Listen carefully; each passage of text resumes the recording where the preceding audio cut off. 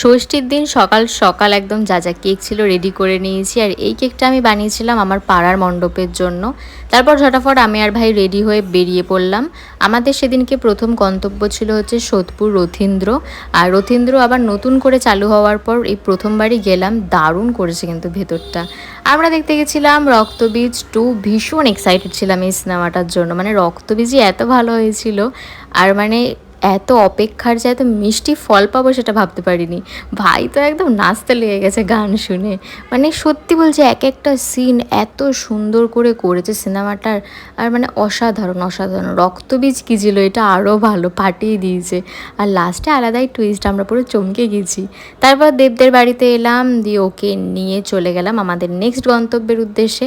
শরৎকালের আকাশ তো এমনি ভালো থাকে, বাট এটা এত ভালো লাগছিলো, ভালো করে দেখলে মনে হচ্ছে হনুমানজির ফেস।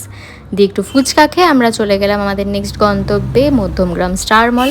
একটু মা দুর্গার সাথে ফটো তুলে আমরা সোজা কোনো দিকে না তাকিয়ে চলে গেলাম ফুড কোর্টে। বিশাল জোর খিদে পেয়েছিল, তো ভাই আগে থেকেই বলেছিল ও কোনোদিনও ফুড বেতে খায়নি, তো ওখান থেকেই খাবে। তো আমরা ওখান থেকে অর্ডার করে নিয়ে বসে পড়লাম।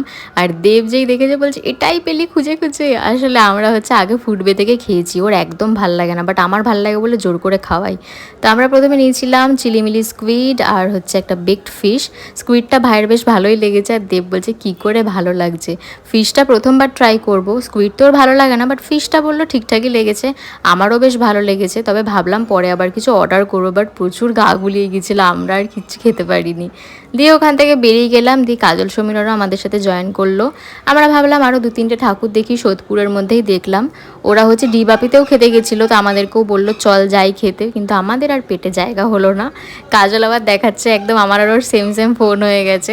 দিয়ে আবার দেবদের বাড়িতে গেলাম, ও কোল্ড ড্রিঙ্কস আইসক্রিম এনেছিল, কোল্ড ড্রিঙ্কসটাই খেলাম শান্তি করে।